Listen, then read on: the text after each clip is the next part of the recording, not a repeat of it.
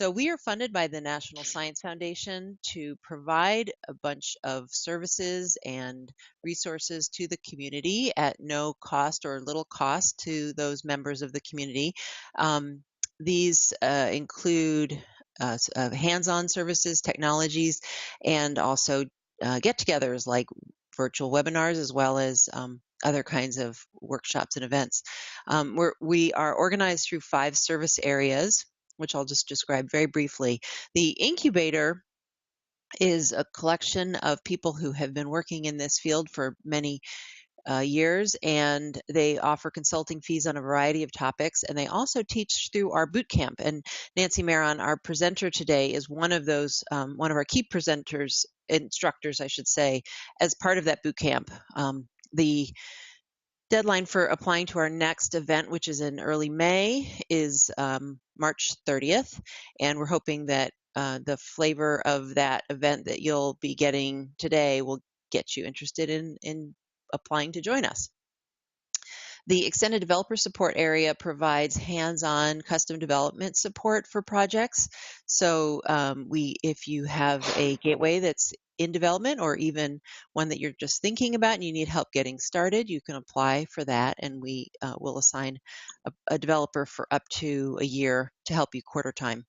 The Scientific Software Collaborative has developed a catalog of gateways, which you can now search to find about different gateways by discipline and other filtering mechanisms. We also have just recently expanded it to include software components. So this is a great way to promote either your gateway or components that other people might be willing or interested to use. Our 4th area is community engagement and exchange, which is where I am from, or what I am part of. And we basically provide all sorts of get-togethers. And one of the ones coming up in September, late September, will be our annual Gateways Conference. And the call for participation is now up, and the deadline for that is early May. So I encourage you to visit our website and check that out if you'd like to consider presenting. And finally, our workforce development area has various experiences and educational opportunities for students and young professionals. And they also have summer programs going on, both internships and a workshop on gateway coding. So if you are a project that, or you mean you're not a project, but if you are part of a project that might want an intern, we are also looking for people who would like to host an intern as part of the work that they're doing. So again, that's also on our website, and have a look if that's something you'd be interested in doing. So that's us in brief. My last plea is to, I hope you will give us some feedback at the end of this webinar. Our survey is how we convey to the National Science Foundation that we're doing something of value, and obviously it comes at no cost to the people who participate. I'll point out that our evaluation is actually probably even less than 10 seconds to answer if you don't answer the question about what other topics you're interested in. So it's just a matter of a click and wait for the page to load and then answer 2 really quick questions. So that would be wonderful if you'd be willing to do that at the end. So with that, I'm going to hand this off. I'm going to stop sharing my screen and let Nancy share hers. I'm very pleased to introduce Nancy Maron, who is our instructor at the boot camp, as I mentioned. She's one of a collection of instructors, and her area of expertise in that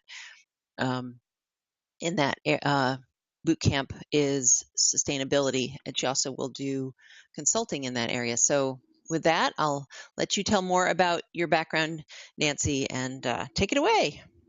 Thank you so much. And thank you for inviting me to do this today. And thank you to everyone for being on the other end of this webinar. The webinar itself is not my favorite setting. The workshops are so much more fun. So I will right at the start encourage you to join us, because there's so much more that we get out of these settings when those of us who are giving the training can hear what the real questions are and really engage with folks. So today what you're going to see is just a little snippet of that to give you a little flavor about why sustainability is important. I'll make the best case I can. And then at the end, we'll share a little bit about what the actual Bootcamp looks like. Before I go too much farther, I just wanted to check in with folks. I'm assuming people can hear me and are seeing the first slide of the presentation. Does that I sound can hear right? you great, and the slide is showing just great too. Okay, good. And I'll let you know if any questions come in through chat as well. Very good. And please take Catherine up on her offer. If you have questions, keep typing them in. I would love to hear them at any point that you have them. So just another word about me, and then I will recede into the background and just share information. But I thought it would be worth letting you know that some of my background actually informs a lot of the way I think about this. And so it's kind of full disclosure. My early part of my career was in publishing, for profit and not for profit. But in that case, I suppose early on, I was deeply ingrained, deeply absorbed the notions of financial targets, shaping products for a market, and things like that that have proven actually to be extremely transferable even to the academic space. So some of the ideas you see here are things that I'd been thinking about for a long time in a lot of the professional settings I was working in. I also spent a decent amount of time actually in graduate school and academia, and so I'm sympathetic, let's just put it that way. I know enough to understand what some of the challenges can be, and I think, and hopefully that comes across, and if I say anything that hits your ear funny, you just have to let me know. And finally, a lot of the reason that I'm here now with you today is because for about 8 years, I was with the not-for-profit Ithaca SNR, where I was heading up their group on sustainability and scholarly communications. And that was quite fantastic. I mean, as part of that work, I actually had the opportunity of interviewing probably hundreds of people who were either leading digital initiatives, working within them, funding them, for a range of reports that we wrote. So that kind of understanding about what the lived experiences of people in this space also really informs a lot of the way I think about this. So today, actually, I'm no longer with SNR, Ithaca SNR, but I actually have my own firm. So again, just to let you know where I stand, my firm is called BlueSky to Blueprint. It's a consulting organization that does consulting, applied research, training, and things like that.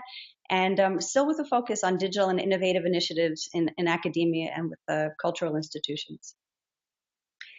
And so this is just a quick reminder to me to let you know that a lot of the case studies that I and my colleagues worked on, these are all available online. They're on my website, they're on the Ithaca website. And some of the best things you can do when you're thinking about sustainability for yourself and your gateway is actually just to spend a lot of time looking around. You want to see what other folks are doing, see what has worked for them, and what ideas you might be able to apply for yourself. So I think here's the point where I will take off my camera so it doesn't distract and move on with the.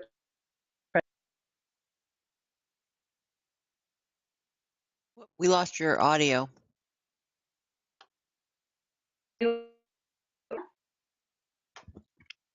Hmm. No? How's Nancy, oh, this? there we go. Now we got you back.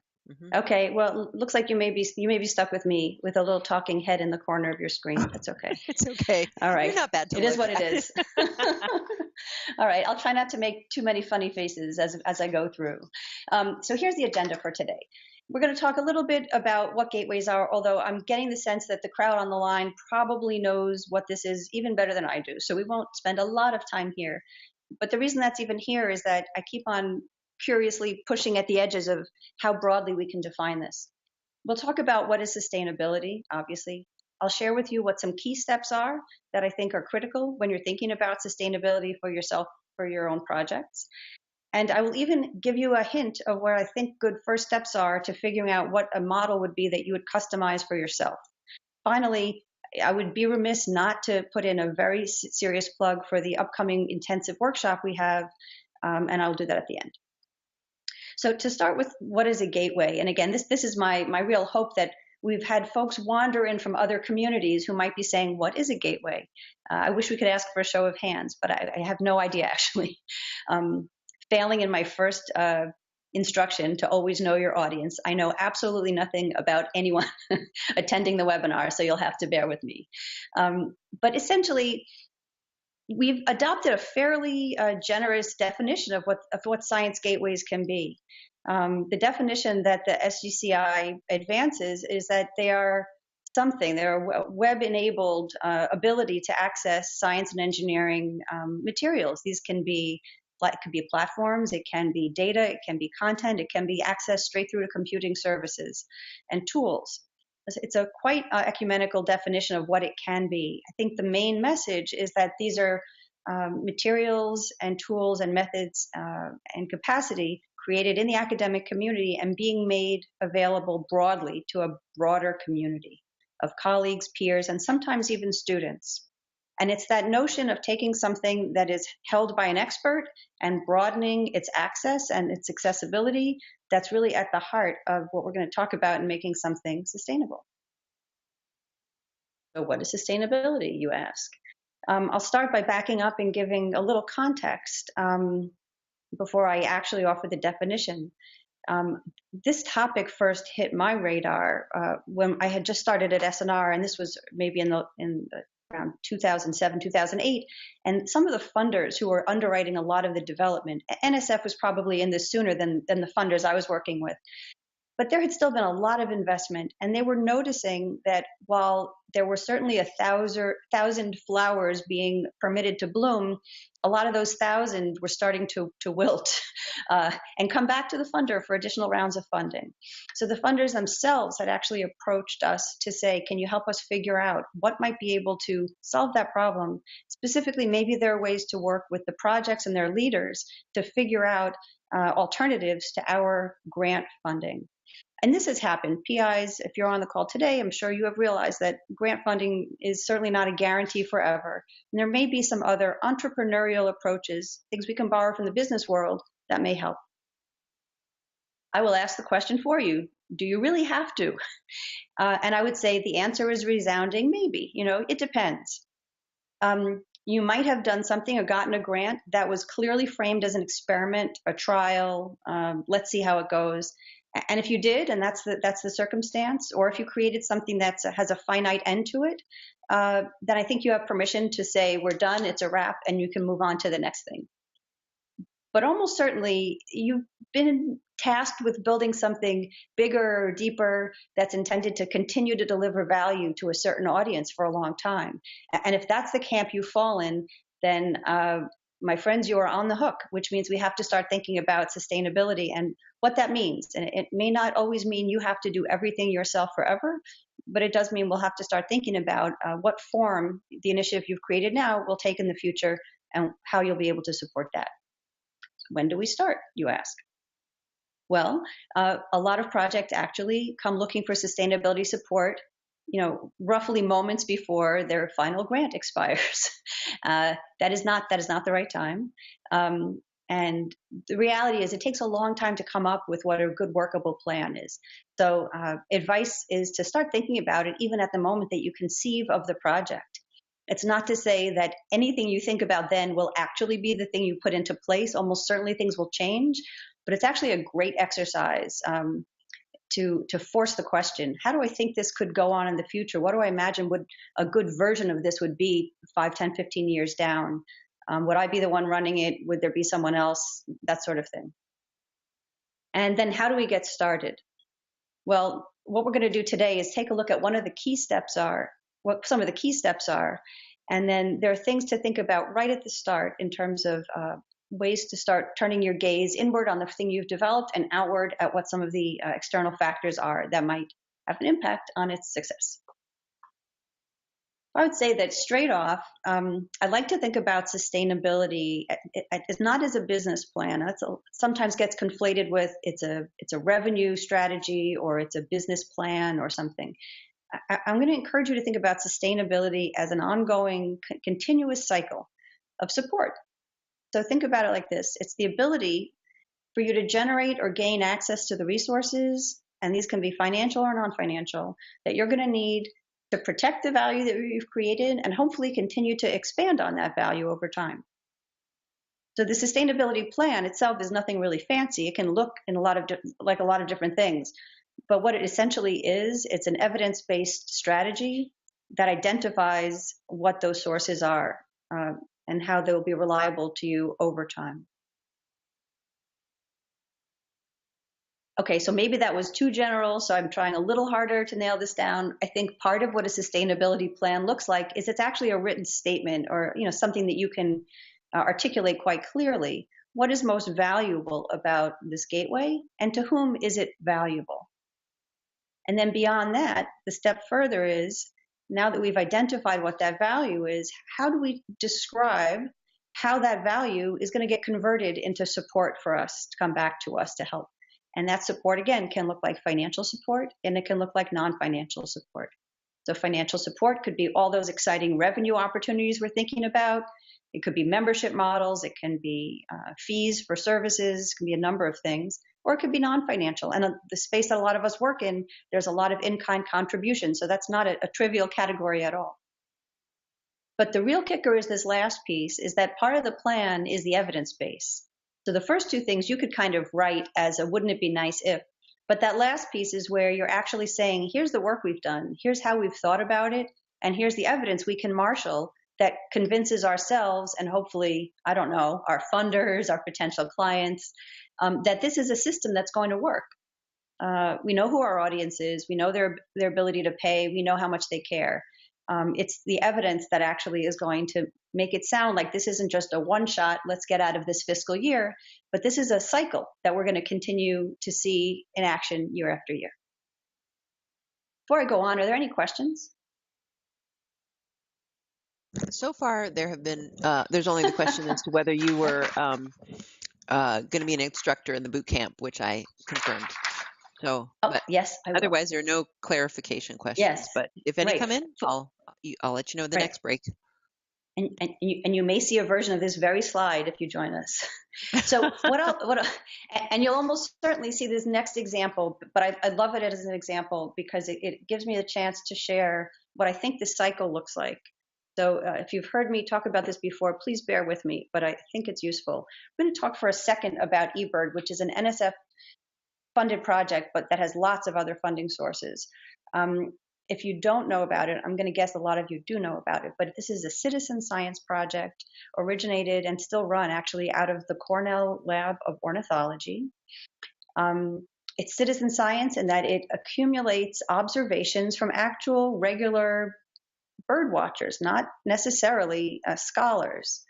The logic of the original concept was there are all these people out there who are on a routine basis collecting observational data about birds. Wouldn't it be great for us here at the Cornell Lab of Ornithology to have access to a huge database where they tell us where there are bird sightings? We could use that for all kinds of analyses, including migratory patterns, including environmental impact. There's all kinds of ways we know we could use this if only we had it. So when they first got started, sure enough, there were plenty of birders who were willing to contribute birding data and observational data, because there really are a ton of people out there who do this work, and that's fair enough. But at a certain point, the founders of eBird saw that the number of observations had begun to plateau. They really weren't getting the number and the scale of observations and participants that they thought they should be. And so they had a hard think about this, and they realized that possibly the value proposition, the sales pitch to an amateur bird watcher of please give us your data might not be sufficiently compelling to get people to do that. People do a lot of things for altruistic reasons, but maybe not as many as we'd like to think. So they went out, they found program managers who were able to develop customized tools because they were actually bird watchers themselves. And they realized that actually what bird watchers want are lists. They want life lists, they want species lists, they want lists of everything they've seen and where they've seen it. And so the new team took a lot of time thinking about the user needs and how to incentivize a group of people to engage in a certain manner, and it worked. And so to the extent that eBird has been a success story, their turning point was turning their lens onto, no pun intended, onto the birdwatching community and asking what do they need, what will they like, what will incentivize them the most. The happy ending here, it's hopefully not an ending, but is that this becomes a virtuous cycle. So because they were able to develop a very strong logic for what eBird is and what it delivers to people, has unlocked lots of sources of support. And I haven't seen too many other examples that can tap this many different ways of getting support and funding. So I'll just show you what that looks like. They developed this terrific database that has tools that are loved by lots of people and results in a set of data which is well used by scholars. As a result, well, so here are some of the inputs. The amateur birders are participating. That's the sign that they like the tools. There are millions of observations logged every month. There's an entire tier of volunteer editors who continue to vet that data, and they enjoy participating as well. And again, those numbers, that category of work is extremely important for the quality of the data. As a result, on the other side, we have academic researchers who pull out that data to analyze it for their work. There's evidence of policymakers and other professionals who are able to make valuable use of it in their work. And of course, the amateur birders themselves are pretty thrilled with the fact that this results in the lists that they can pull and have access to, not to mention all other kinds of things like bird identification. But here's the really good part. Because that's working, look what they have gotten as a result. They have sponsorships, commercial sponsorships, because the number of users is so high, it becomes a real appealing place to put your corporate logo. They get a lot still of volunteers and from donors who support their mission. And their host institution, which is Cornell, but also the Lab of Ornithology itself, they derive value from the fact that there's great research coming out of this. So in turn, they give time and space and other in-kind contributions. So I can't help but to see this as a cycle. There are valuable inputs that are going in. It's resulting in something quite valuable, which is, again, incentivizing the next round of contributions. So another way to look at this huge increase in the user base directly leads to their ability to get more people volunteering and contributing, to get institutional support, and to get financial support. So volunteer support, institutional support, financial support. And it's all because they zeroed in and focused on defining a great value proposition. Here's another way to look at it. If you think about how they deliver values to each of these audiences, and the things I'm talking about now are things if you haven't already done, or things you will be doing to think about your gateway and your audiences. They deliver value to ornithologists. They make sure that that quality is great of the data, it's usable for their work. The birders, they develop tools because those birders are going to love the tools, and they won't spend time on that platform. Institutions, not even just the host institution, but things like nature centers are able to use the data to have their own kiosks. They love that. And the host university can have bragging rights about this great citizen science project. And each of these things has a separate, discrete, and extremely important type of revenue that comes as a result. So when I think about a model, this is like the one slide snapshot of how a way you could describe an eBird model. The investments and the thought on the user side, delivering value, yielding a range of ways of support. Some of it's financial, some of it's just volunteer. So are there any questions there before we move on? There are no questions that came up from our audience, but I do have a question looking at that previous slide. Do you have a sense, and this may not be something you actually know, do you have a sense of whether what the proportions are of funding from these different sources, and how like the magnitude that they can expect? Yeah, so I'm not sure if I can remember off the top of my head, but actually, if in the actual eBird case study from like 2009, and there's an update in 2011, the first one for sure, and possibly the second one, actually includes a very detailed budget that shows exactly how much they were getting from each of these things. So I'm trying to remember. The one that people might be most interested in is something like a corporate sponsorship. And the reality is that in this case, it was maybe 10 or at most 20% of their overall budget. So it wasn't a massive piece. But anyone who does some kind of straight up revenue generation is not going to sniff at having 10 or 20% of their budget covered in some way that's completely discretionary for them. as opposed to through a grant. So if that helps a little. Yeah, But it does. I literally can't remember what the pie looks like for these guys, but it's in the document if folks Well, are that's good interested to in know. looking. Yeah, we can look at Yeah. that. I know, and I'll add that that case, along with other the various Ithaca cases, are all also linked from our website in our resources section Yeah. under case studies. So Yeah, and I've just also had the pleasure of writing a couple of, I'd call them mini cases on domain-specific repositories, which is kind of its own flavor of Gateway. So there's a lot of material out there and a lot of different ways to think about it. So let's talk for a minute about what the elements are and in a sustainability plan. And here's where I get to disappoint everyone right away and say, I actually have no actual answers and specific answers for folks.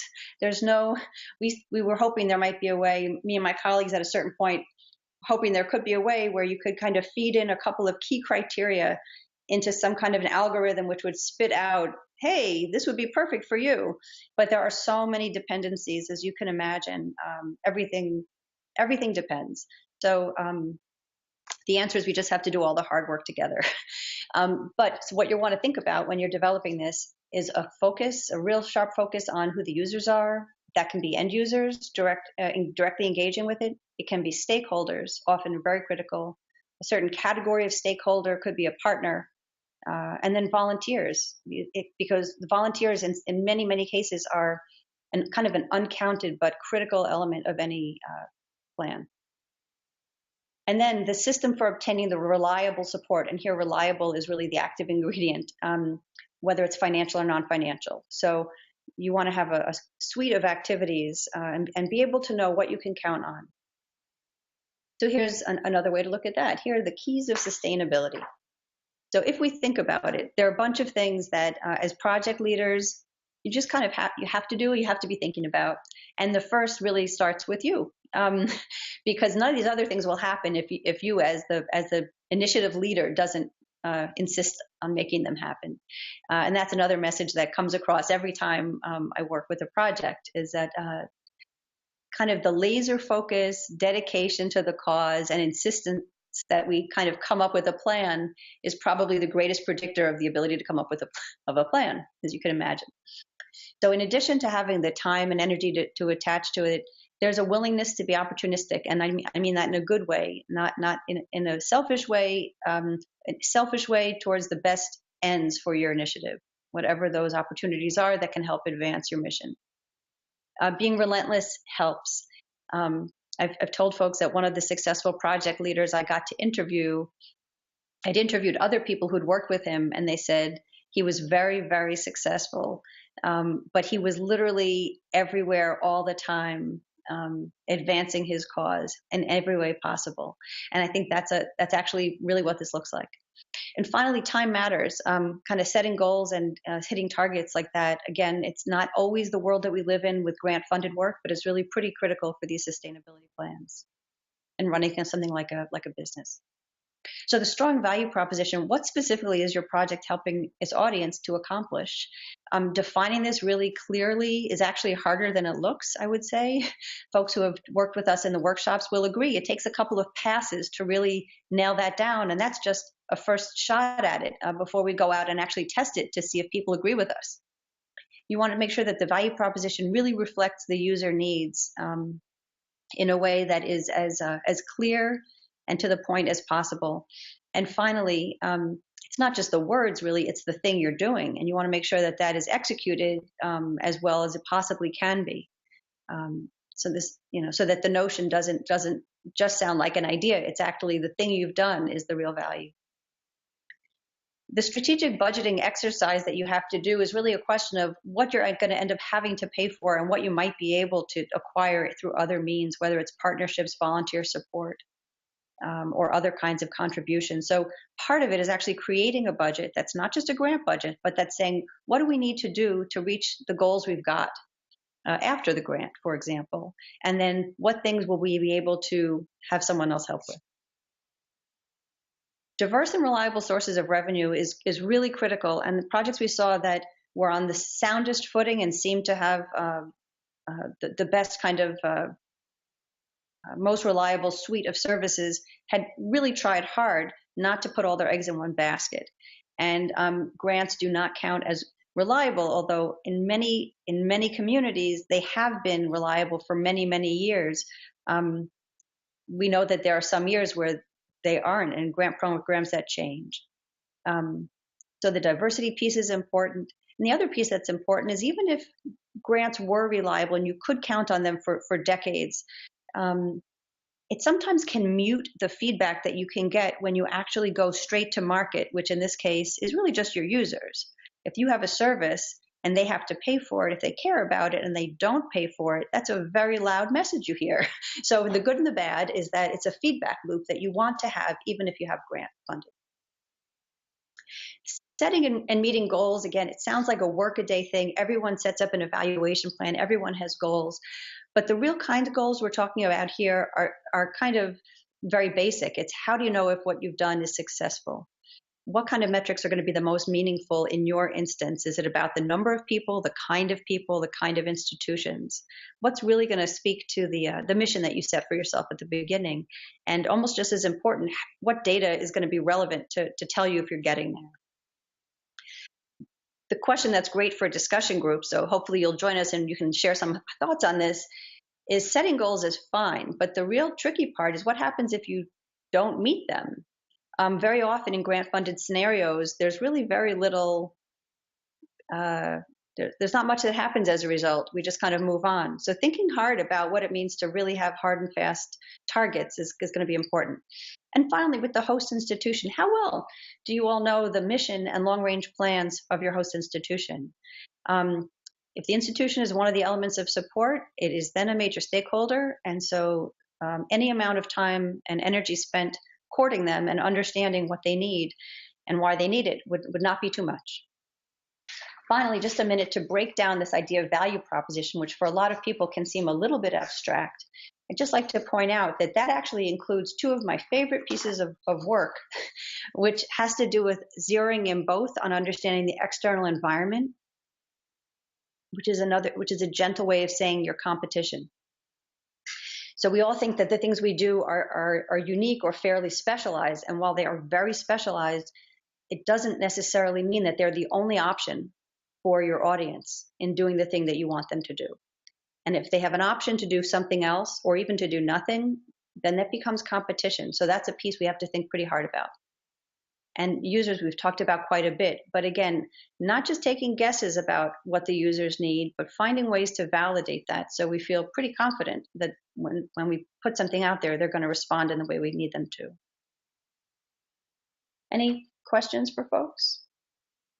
There was a comment that came in that I'm imagining would like your comment on. Mona said, many public universities and grant-based projects do not allow projects to receive commercial or for-profit revenue, and that greatly limits the financial support for a project. I guess, have you encountered that in the folks you've advised, or right. So on one hand, it's like great to just say, go out there and set up the lemonade stand and say you're open for business. And I know that there's actually a lot of very tough constraints. So some of the constraints I'm aware of are that the university itself maybe they have a blanket policy. I'm not sure if I've heard of maybe that quite that way, but I've also heard of even more basic things. Folks have difficulty setting up mechanisms for receiving funds. I've also heard that if you're within the term of a grant, the funding agency may require you to, if you generate funds, that you've got to spend the funds you've generated before you can continue to spend their funds. So it doesn't add up. It doesn't end up being a new pot of money. It just kind of postpones the way you spend their pot of money, which isn't really the reason you did it, probably. So some things that people have done, I'm not sure if Mike Zentner is on the line, but there are ways that folks have gotten around this if they're trying to do it at a bigger scale. And among the ways involve creating independent, for example, like a not-for-profit entity or a foundation that can actually be the entity that is collecting the fees. So there are some practical things, solutions like that when that is a problem. I hope that helps. There's some, it doesn't mean all is lost, but I'd have to know more about the individual circumstance. That's great. Thanks. I know it's a long answer for I don't know, but sorry about that. So, so here are the keys to sustainability again, and we're going to segue now into what this looks like. Because again, I feel like again I'm going to disappoint you because it's essentially there's no magic. It's just a lot of work. So if these are the things that are so critical, here's the work we've all got to do. There's just no way around it. The leadership's got to think hard about the organizational roles. Honestly, in some cases, leadership in these, I've worked with groups where the leadership is actually um, doesn't even have enough time, like in a PI's time, for example, to spend on it. So even having identified that someone's going to be the leader sometimes can be the first question. Talking about a governance model, a decision-making model. Who gets to decide what's this thing going to look like going forward? Who's going to set the tone? Who's going to set the priorities? That's a piece of work. Figuring out that value proposition. I kind of lightly nuanced the idea of competition and user needs, but that's a very deep and important piece of work where you think about first of all, let's brainstorm who the potential users and stakeholders are. Then let's go and start talking to people and test what we held as our assumptions against the reality of what they're living. Is what we thought true actually true? For competition as well, let's see what we can figure out there in the real world. What are people actually doing when they're not engaging with us? For budgeting, there's a kind of cost analysis that a lot of funded projects are not obliged to participate in, which sounds kind of crazy because I know how detailed the financial reporting can be for grants. But this is a different kind of budgeting exercise. This is a kind of analysis where you start from a point of view of, let's just pretend there was no grant, but someone said to you, tomorrow you still want to deliver as much of this as you can. What are the key activities you've got to do to deliver something still pretty great and the important part of it? Okay, how much would that cost? So it's like a bottom-up accounting version that can be really, really insightful, can provide some real insights if you do that. And that's what I'm talking about here for anyone thinking about post-grant. Thinking about the reliable sources of revenue is a whole nother piece of work where you want to kind of start putting projections together. And in the same way you would have gone out on a basic user needs assessment, like who are these people and what are they going to do? If you're going to roll out a way for them to pay or participate, you may want to go back out and test that idea directly with them. They are essentially customers, even though that's very rarely a word we will use.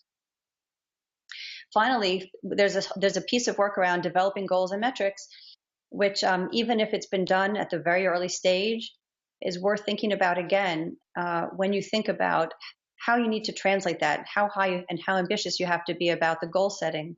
If it's going from performing very well under a grant to being kind of a freestanding entity.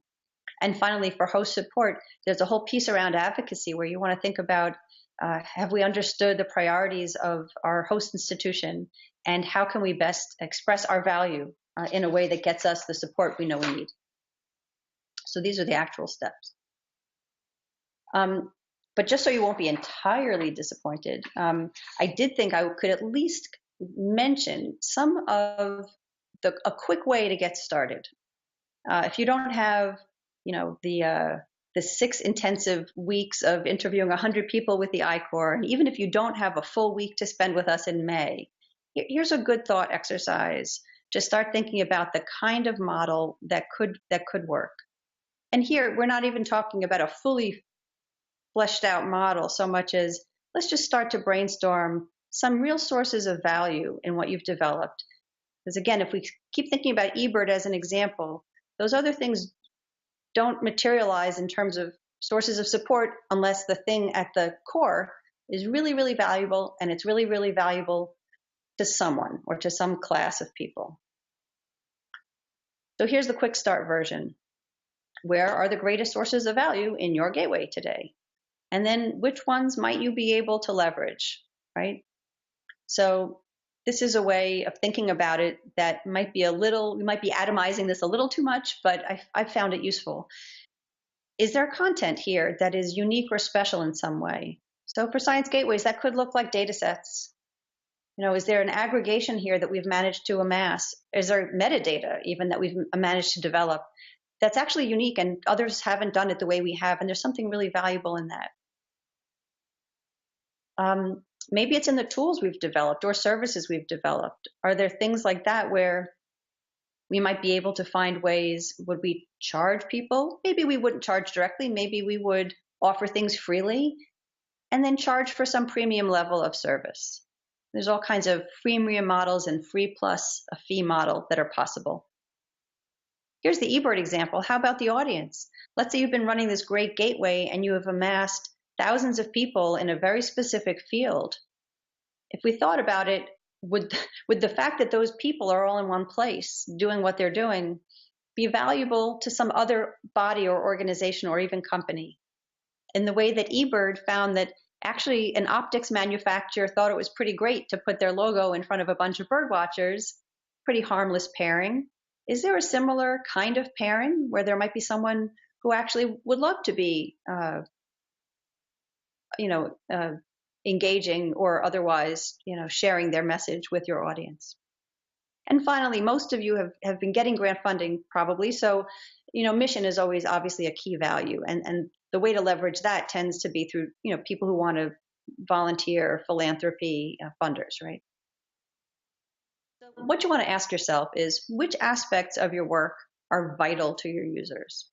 Not just like this is nice and it's a good thing that we do, but I really do mean vital. Are our users, whether they're individuals or institutions, are they actually in a position to contribute? That's actually not a trivial question. Some things sound like great ideas, but the target audience we're talking about actually is going not going to be able to play for various reasons. And that, as we know, that can have to do with an institution in a given fiscal year. It can have to do with other obligations. It can have to do with price points for certain kinds of researchers who just can't pay. We have to know that. And how do we find that out? I mean, we have to go and talk to people. We have to ask. And one of the ways to figure that out, too, is to figure out if they're paying for some things that are similar. We also definitely want to know, for the things we think are super valuable, are they really unique, or are there other good enough alternatives that are floating around out there that people are benefiting from? This is something that will come out in user interviews. But we really do need to know that, because an awful lot of people, good enough is really good enough. And it's hard to face, but it's actually something we see all the time. So at the end of the day, back to this question of how vital, how critical is it? Can we name the elements of our gateway that our users absolutely can't do without? It is so valuable to them, their work, their productivity, their ability to advance, whatever they care about, that they just can't do without it. And if you come up with a couple of yeses to that last question, that's going to give you the beginnings of a clue as to how to start thinking about the kind of model that might apply best. So other things you may want to consider, the generating revenue piece, it's definitely not for the faint of heart. This is it's not just a lot of hard strategy work up front, but it's a lot of work in the field, talking to a lot of people and doing a lot of convincing of people.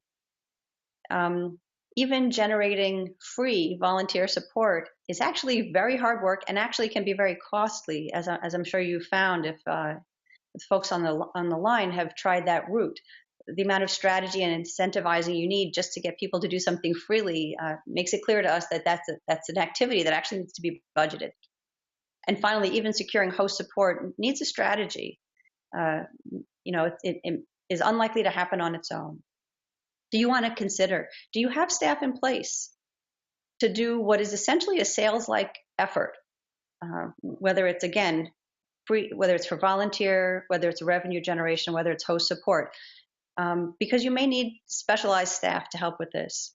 The other thing to think about, maybe a little provocative, is maybe you don't need to do it all yourself after all. There might be partners you can work with to either offer that level of support, or the entity you've developed might do actually much better partnered with another similar kind of entity that may have already solved the question of getting a big audience. So that opens the door to a whole nother set of questions, but I hope folks will think about it. I think it's a pretty interesting idea, seeing how much activity there has been in this space and how many gateways there are, which is many. So on this topic of which models actually fit best, I have slides that could show lots of different examples, but just for this overview, I think what I'm going to just do is refer you, if you're interested. It's a nifty little report. It actually has tons of examples that actually kind of run through. Here's actually how it works if it's a subscription model, a membership model.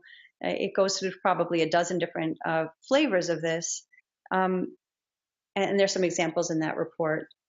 The other thing to think about clearly is that this brainstorm may just yield a couple of ideas of a specific strategy, but when we talk about a model, you want to hark back always to that eBird thing. It's going to be several of those strategies woven together. It's rarely just going to be one. So before I go into full-on pitch mode, I wonder if there are any questions. There are no other questions. One person pointed out that a project called Skyline Software had set up a nonprofit, and Ishwar, and it said, as suggested by Nancy, and I'm assuming they mean you, but I don't know if they mean the other Nancy, if Ishwar means that, rather. But anyway, it was Mike McCoss at UW, I guess, who did that. Shannon Bradley asked if we can get that link. We'll post it on our website along with the slides so that it's separate from the slides as well, just so it's easy to grab. We'll do that. Yeah. So rather than having to type it all out, I think. So go for it. Make your pitch. All right. Here's the big wind up. Anyway, so how to preface this? So I think it's worth saying that these two ideas are directly connected. Meaning that in my mind, the work I was doing at Ithaca with the case studies and thinking about the challenges project leaders have, thinking about how much work, actual work and analysis and testing is involved in coming up with something that actually seems to work. Because I've done this as on the research side, but also as a consultant where, someone just hires you to do that stuff for them. I remember thinking at a certain point that it would be even better, possibly more effective, to train people to do it for themselves. Because these are skills that should not be owned by a consultant who drops in and develops it for you. Understanding the audience, having a really nuanced understanding of the landscape and where you fit in it, who the competitors are, you have to own that information. You have to know it like the back of your hand if these are projects that are going to be sustainable. And so the idea here is, is there a way to develop curriculum that really puts people through the grinder here so they start to internalize what some of these practices are. They could go out and do some of them on their own. For some, that you might still need some support. But essentially, you start to look at the world a little bit differently. So I developed a version of this when I was at Ithaca SNR, and then I'm thrilled to have been invited to participate with Nancy Wilkins-Deere, Mike Zentner, these kind of superstars in the Gateways world on their version of this. So that's what I'm going to tell you a little bit about. So the Science Gateways Bootcamp, we've run it just twice so far, maybe just twice. And so this is the third time coming up in May. And it's an extremely interactive week-long session, involves 5 full days. The idea is there are some things that you will just learn because we will tell you, but we try very hard to limit presentations to the least amount of talking possible so that most of it is really interactive. It might be interactive because we're talking about it with folks and encouraging a group discussion. It might be because you're in with your team and your team is working on something that we've set up as a project for you to think about. So it's very, very interactive, and it's intended to have you take the ideas that we will share during the week and directly apply them to your own setting and to your own gateway. So a week is not enough time to execute all these plans, but it is certainly enough time to have thought them through at least once and maybe started developing your own priority list of what you've got to work on. We've had a lot of success. Folks who have been through it have enjoyed it, which is good, but they've also been able to take the information and use it. In one case, a past participant was able to use the information to actually frame up a new proposal for funding. Others have just been able to kind of sharpen what they're doing. They come in with a general idea of something very, very good, but they're able to bounce it off colleagues, bounce it off us, and come out with a much more refined way of understanding it, and also an action plan for how they're going to continue to test it out in the field. Here, just a couple of mugshots. So I'm the only one talking today, really, but we have actually a great team that comes in for the week. That's one of the things that makes this a pretty unusual workshop. And actually, there are more than this now as well. So Juliana, who's next to me in this group photo of sorts, and I do a lot of kind of the basic elements that you've heard from me today. But in addition, we have folks who are specialists in marketing, for example, like Nighty. We have folks who are experts in technology, folks who are experts, even someone's going to be talking to us about sales this year.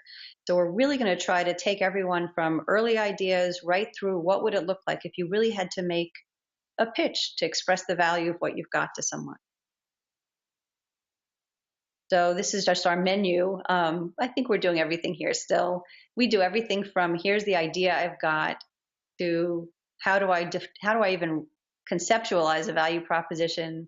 How do I define these users? What's the landscape? The things we've talked about today. And each day you're going to see there are a lot of actually pretty tough questions, even things you think may be obvious. We're going to push to challenge a little bit. And colleagues will challenge too. One of the greatest parts of this is how much work we do up and around the room with folks commenting, supporting your ideas, and encouraging you on to think even a little harder about some things. And setting, the last line is also reminding us that the work doesn't end when the workshop ends. So flip charts play a starring role in the workshop. There'll be your drawing skills will be put to the test. Do a lot of work up on the boards. There's going to be a lot of working groups, people working with the teammates that they bring, because we encourage people to come in teams, but also working in cross gateways teams so that folks from different settings and different kinds of gateways can inform your work as well. And you're in for a treat because actually the SGCI supports this in a way that there are a couple of group meals, which has really been a nice treat for all of us. So it's extra little bonus. This is my final excuse to remind everyone that our deadline is actually coming up pretty soon. It's at the end of this month, and the workshop runs May 14th through 18th. So that ends my formal presentation. I'd be happy to answer any questions if folks have any questions. And even if there are not questions right now, I'll leave you with my contact information. I'd be more than happy to field any questions if they come up the moment after the webinar ends. Thanks, Nancy. I'll add in there, partly because there was a question about the cost of the boot camp, which is that there's no cost to participate in the boot camp. The only cost is the cost of getting yourself there and then paying for the hotel and then a few meals. But the breakfast, lunch, and a couple of dinners are also included. So really, it's travel and hotel and a little bit of food. So all the rest is covered as part of what's offered through the boot camp. There was also a question here from Mark. Is there a list of grants that are appropriate for funding educational gateways? It seems that most grants are focused on research-based gateways. Yeah, like off the top of my head, I don't remember the alphabet soup of NSF education paths. I think DUE used to have, the undergrad education used to have a track that was educational based. But even that, I'm not going out on a limb, but even like attempting to name something there, it's a bit of a maze to me. But there absolutely are. I actually think when we're looking at gateways, some of them come through traditional paths at NSF that, again, that you, I'm sure, all know far better than I do. But things that look awfully like gateways in the sense that they're education facing, some of them are looking like things that are learning environments or OERs. So the education side and digital platform is very lively right now. They probably don't call themselves gateways, but I'd probably poke around at other funders, even like Gates, and to see what's going on there. Thanks. I don't see any other questions yet, but we'll wait a moment and see if anybody else comes up with one. Um, uh, I'm gonna put your contact info here in chat, and then I'm going to share my screen just to let you also, while people are contemplating questions for you. There's a link in chat also for accessing this evaluation, but also just want to mention that in April, our webinar will be about search engine optimization for gateways with someone who specializes in that, and essentially making your gateway and the stuff on it findable. And the other reminder is that we do have these student programs which have a deadline of April 27th. So if there are students or people who supervise students on the call, on the webinar, they should check that out. So there's a little bit of comments from Mark in the chat, just so you know, that about checking out the Google as well as the NSF Directorate for Education and Human Resources, which is probably, I think, what you were referring to. Yep. As well, yeah. But yeah, there's quite an alphabet soup there. So any other questions from our audience in the last couple minutes that we have for, because Nancy is all yours for the next 2 minutes.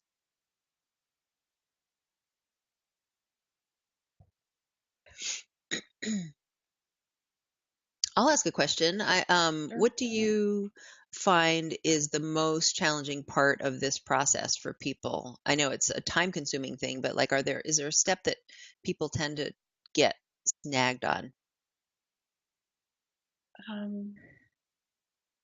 I wish I had a quick answer, but one of the most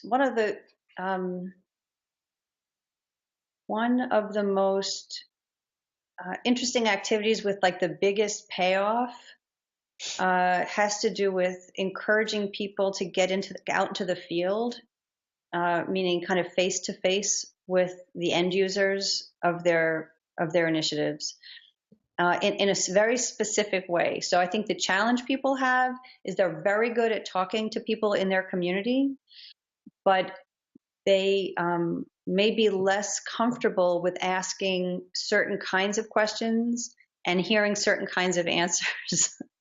So there's a whole kind of coaching around how you would either yourself or get a third party to ask very neutral questions, so you can really hear what someone's work life looks like, not just to hear them say, oh no, what you're doing is so great. Because maybe it is so great, but that doesn't give you a lot to work with when you're trying to think about which elements of it are the most important and which may be not hitting the mark as well. So I think that kind of transformation from having a chat about something to having a really kind of structured listening tour is hard work, but always pays off. That's a really interesting point you make, Nancy, too, because I think in addition to, say, people who have experience with market research, having those skills to be able to go out and find out what people really care about without them saying what they think you want to hear, I would also say that people who do user experience and usability also have to be very sensitive to that, because so often you can show a piece of software to someone and they'll say, oh yeah, this is great, but they won't necessarily, if you don't ask questions the right way, they won't necessarily reveal what it is that are actually their pain points, or how it is they actually do their work day to day that makes that software valuable or not. And particularly in the context of a gateway, it would be the same thing. So thank you for answering that question. There are no other questions, so I guess you must have answered people's questions pretty well throughout. I don't know. Nothing too confusing. I want to thank you so much for sharing all this. I know that you prefer to be in person with people and interacting, so it's nice to at least get this little flavor of what you offer and see you, even though you didn't want to be Yeah, seen it's during this okay. whole thing. So, Right. Thank so you thank again for having me.